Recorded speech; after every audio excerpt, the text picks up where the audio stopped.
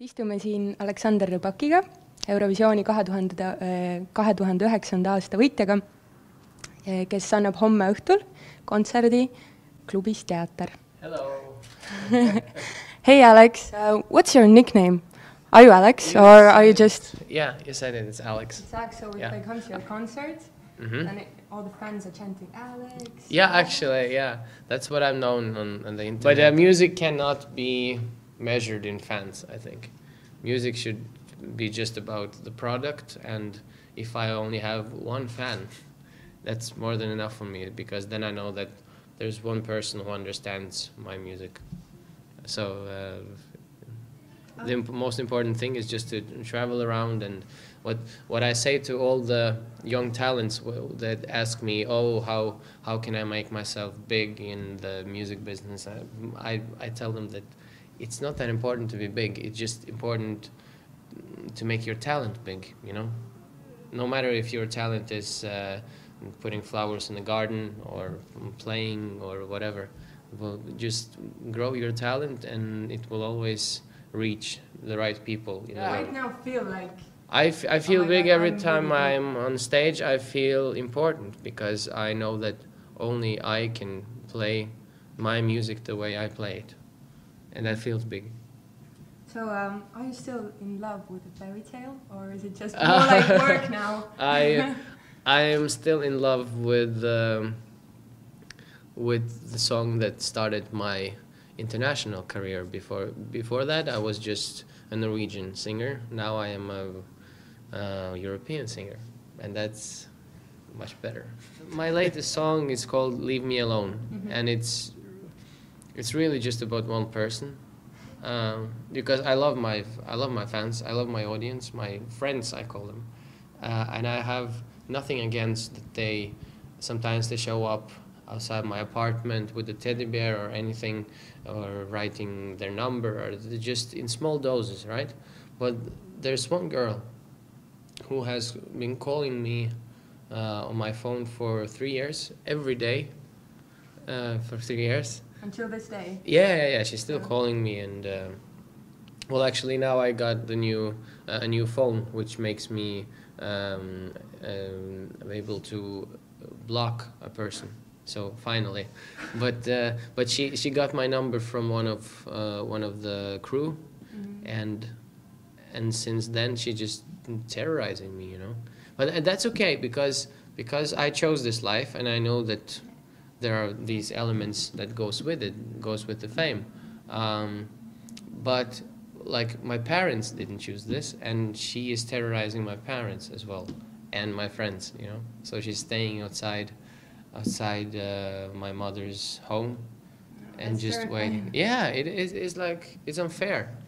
Yeah. I hate unfair.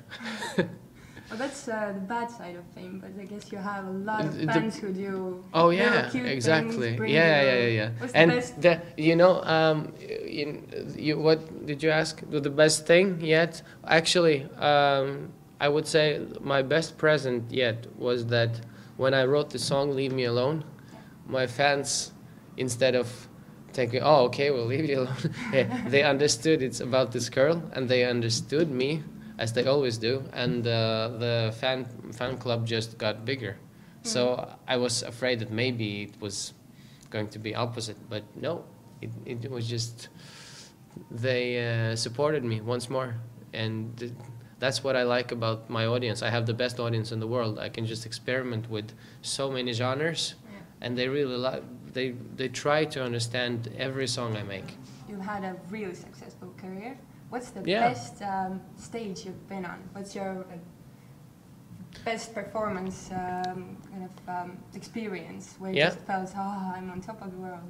Actually, you know, this year's Eurovision, I mean 2012 in Azerbaijan, I was playing in front of 25 million people in the audience and 120 million on the televisions. Yeah, I was playing in the show between the performers, if you remember, and that was good, you know, because then I got all the whole world on me again. But 1 week after that, I was playing at a very small hall, like for 120 people or something. I was playing classical pieces on my violin, like Bach and Schubert, and I think to myself that it doesn't matter how big the hall is. It just matters how well you are prepared here. You know, it was very nice singing pop music again for the whole Europe, but I feel that I really done something special with my violin in front of those 110, 115 people in that small hall. Yeah. So I try to not to think about whether it's big or small. I just try to think about that I am on stage and I'm the one they want to see, and they paid money for it also, hopefully. And I want to give them 120%. Do you sometimes sing in Russian? Yeah, sure. When I'm in Russia, yes. And in Russia, they don't understand why I am in media and in concerts only 2 or 3 times a year, because they think that I live in Russia. So they think that I just play video games and just sing some concerts and then go play some video games. Yeah, okay. This is your 3rd time here. And thank you for that. What keeps you coming back? I guess the coziness of all. Everything you do is professional, and it's very easy to have a good concert here, a good sound, and still there are no prima donnas in this business in Estonia, and I like that. It suits me very good, because then we can just talk to each other as people instead of big limousines. And yeah, at least I haven't seen that part of Estonia yet. Not too many big limousines. I like that. About being on stage, you play the violin, obviously. Have you ever had an emergency on stage with violins? How many violins do you bring on a tour? How many have you here? Just because, one? Yeah. What if something happens? Yeah, what if you can't think what if in life? If you're safe all the time, you never do it 100%. So if I had a second violin, I would think that, oh, now I can just break the first one. So I don't know. You once broke a violin on stage, right? Yeah, well, that was not on purpose, kind of. I was just, yeah, it was some angry days in the beginning of my career. It's nice to know that I have different sides of life in me. Play another instrument besides? Well, yeah, the usual piano, guitar. I'm from Belarus, and I'm from the Soviet culture where all of the children had to play piano and guitar just because it's the part of life. It's like math and geometry. Everybody should know that. What about singing? You sing and you play the violin. Which is more difficult to you on stage? I mean, what kind of occupies you more? Well. No, the violin definitely, because I am a violinist. I'm not a singer. I'm just an entertainer, really. And do you train your singing? Yeah. I train I mean, I always like to be special when I sing, but I don't want to have that trained voice. I'm not an opera singer, so. But luckily for me, I play the violin, and I got the highest score in my bachelor degree, and I also know the musical history and all of the theory. So when I'm on stage, it's nice to know that I know this,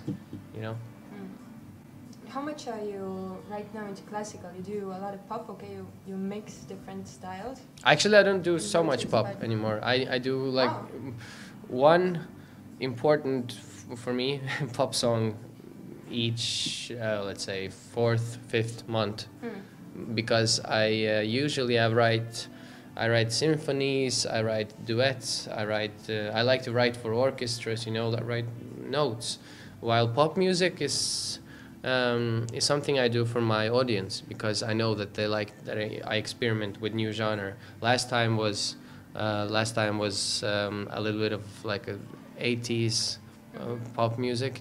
This time, Leave Me Alone, it's more of a Maroon 5 inspired song, So I just get inspired and I do things. I don't have a big plan. My big plan is to enjoy myself and not disappoint anyone.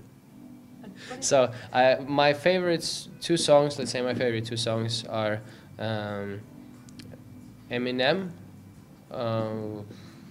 I don't remember the name.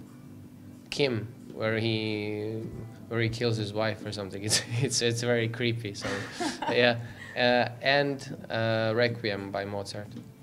So I like all of the. That's a rap song and very beautiful classical piece that are my two favorites. Can you tell us a little bit about your next album? You're gonna have a new album come out this year? Yes, I'm working on conceptual albums all the time. So last album was a Christmas album, which was just released in Norway and will be released in Europe next year. And then I'm working on a children's album in Norwegian. So I do very, which is big for me here. It's very small in the business world. So, and I know that I'm doing very small albums just for Norway, just for Sweden. So, to compensate that, that's why I'm doing those singles, pop singles, which is for the whole world. And I always do a new story on YouTube for that with the music video. And I think my fans are pleased with that. Yeah, but thank you. Thank you very much for this interview. Yeah, I like when you're smiling. Yeah, it's very Estonian.